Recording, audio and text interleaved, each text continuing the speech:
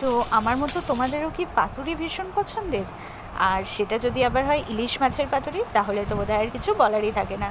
তো চলো দেখে নেওয়া যাক আজকে ইলিশের পাতুরি রেসিপিটা। ফার্স্টে পরিমাণ মতো নুন আর অল্প একটু হলুদ মাখিয়ে মাছগুলোকে রেস্ট করতে দেবো। আর এদিকে একটা পেস্ট তৈরি করে নেব।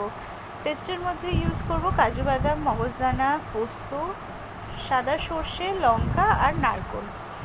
সমস্ত ইনগ্রিডিয়েন্টস অল্প জল দিয়ে খুব ভালো করে একটা পেস্ট তৈরি। এবার এটার সাথে অ্যাড করে দেবো স্বাদ মতো নুন, 1 টেবিল স্পুন লাল লঙ্কার গুঁড়ো, 1 টেবিল স্পুন হলুদ গুঁড়ো আর ওই হাফ কাপ মতো টক দই আর কিছুটা সর্ষের তেল অ্যাড করে দেবো। পুরো পেস্টটাকে খুব ভালোভাবে এভাবে হাতের সাহায্যে মিশিয়ে নেবো। এবার মাছগুলো অ্যাড করে দেবো। পুরো মিক্সচারটা খুব ভালোভাবে মিশিয়ে নিয়ে ওই 1 to 2 আওয়ার্সের জন্য রেস্ট করতে দেবো, যাতে মাছের মধ্যে পুরো মিক্সচারের ফ্লেভারটা খুব ভালোভাবে অ্যাবজর্ব করে যায়।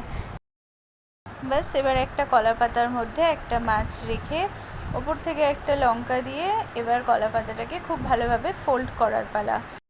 এখানে একটা অ্যাডিশনাল, অবশ্যই কিন্তু পাতাটা ফোল্ড করার আগে সেকে ইউজ করতে হবে, এতে করে পাতাটা ফেটে যাওয়ার কোনো চান্স থাকে না। ফোল্ড করাটা দেখে নিশ্চয়ই বুঝতে পারছো, খুব আস্তে আস্তে এটাকে ফোল্ড করে নিতে হবে আর একটা সুতো দিয়ে বেঁধে নিতে হবে।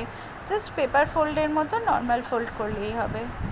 ব্যাস, এবার আমাদের ফোল্ডিং কমপ্লিট। এবার এটাকে জাস্ট ফ্রাই করে নেওয়ার পালা। তো একটা প্যানে কিছুটা সর্ষের তেল দিয়ে তেলটা গরম হয়ে এলে 1 পিস পাতুরি এভাবে বসিয়ে দেবো। ওপর থেকে কভার করে দিও, এতে করে স্টিমটা থাকবে। মাঝে মাঝে চাপা খুলে এটাকে উল্টে দিতে হবে। ঠিক এরকম কালার আসবে যখন আমরা এটাকে নামিয়ে নেবো। ব্যাস, পাতুরি রেডি। এবার গরম ভাতের সাথে সার্ভ করো, জাস্ট জমে যাবে।